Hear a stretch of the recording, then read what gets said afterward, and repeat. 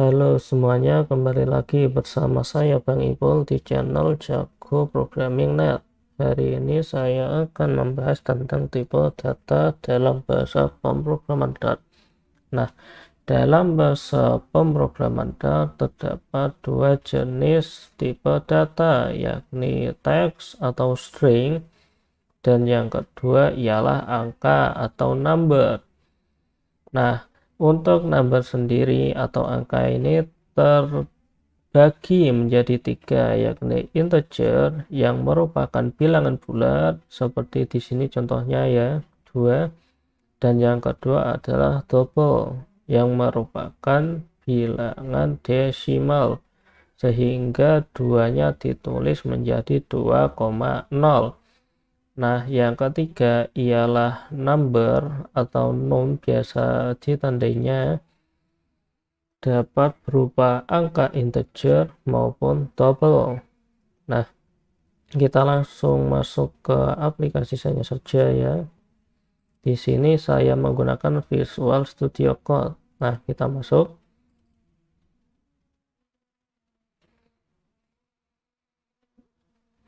Oke, di sini saya buat baru ya. Kita klik di sini untuk membuat file baru. Saya beri nama tipe data 2 dot. Nah, saya enter. Oke, pertama-tama teman-teman silahkan buat mainnya terlebih dahulu. Kita ketikkan main. Nah, di sini akan muncul seperti kotakan ini ya. Daripada teman-teman tulis secara manual, lebih baik teman-teman di sini langsung pilih saja. Di sini kita pilih main paling atas, enter, dan akan langsung menjadi seperti ini ya. Nah, untuk membuat output kita hanya perlu menuliskan kode print. Nah, kita print. Lalu untuk menulis string biasanya ditandai dengan tanda petik. Boleh petik 1 ataupun petik 2 seperti ini. Nah, selanjutnya teksnya kita tulis di bagian tengah. Misalkan di sini saya tulis saya Ipul. Nah, lalu di setiap akhir dari kode yang kita tulis kita tambahkan titik koma. Lalu bagaimana jika semisal saya ingin menuliskan teks lebih dari satu baris? Untuk itu teman-teman bisa melakukan dengan cara menulis petiknya 3 kali.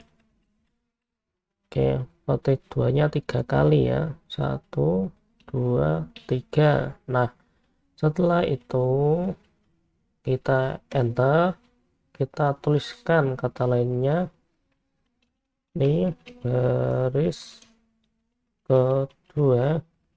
Nah, di sini kita beri tanda petik 3 lagi. Petik 2 3 kali ya. 1, 2, 3. Lalu tambahkan kurung dan terakhir titik koma. Jika kita jalankan dengan cara klik F5 atau kita klik start debugging. Nah, kita klik dan muncul seperti ini. Nah, kenapa di sini seperti ada spasi? Karena di sini terdapat spasi. Jika teman-teman ingin berurutan, kita perlu hapus spasi di sini. Kita jalankan lagi dengan klik F5 dan munculnya seperti ini. Nah, untuk perbedaannya dengan angka, jika angka teman-teman hanya perlu ketikkan print. Nah, di sini teman-teman bisa langsung tulis angkanya, misalkan 1. Lalu kita beri tanda titik koma di belakangnya. Jika kita jalankan akan muncul angka 1.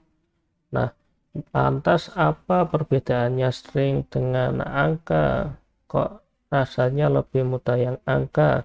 Nah, jika teman-teman tidak menambahkan tanda petik, misalkan teman-teman menuliskan huruf Q ya, apabila kita jalankan,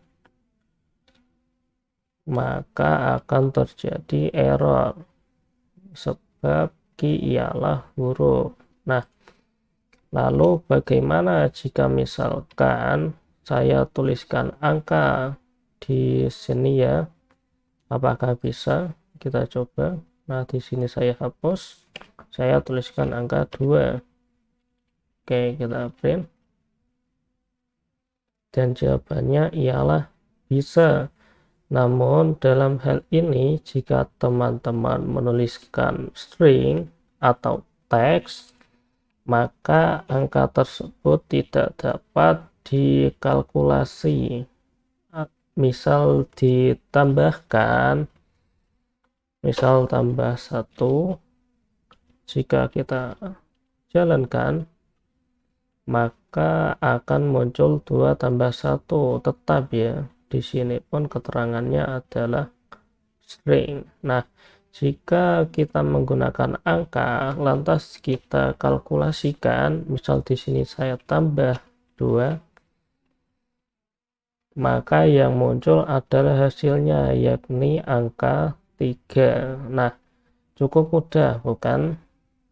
Lalu untuk selanjutnya, bagaimana dengan penggunaan misal int atau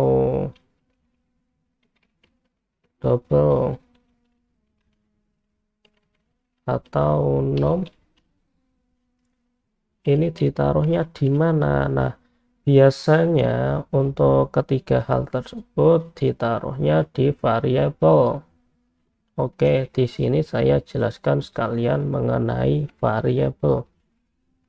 Nah, apa sih variabel itu?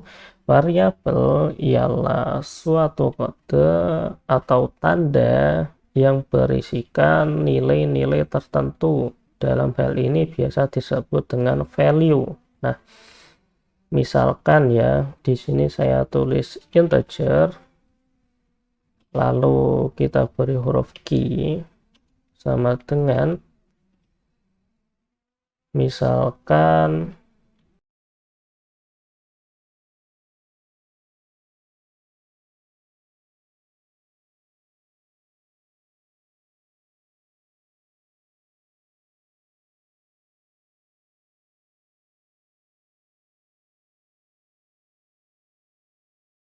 satu dikali 10.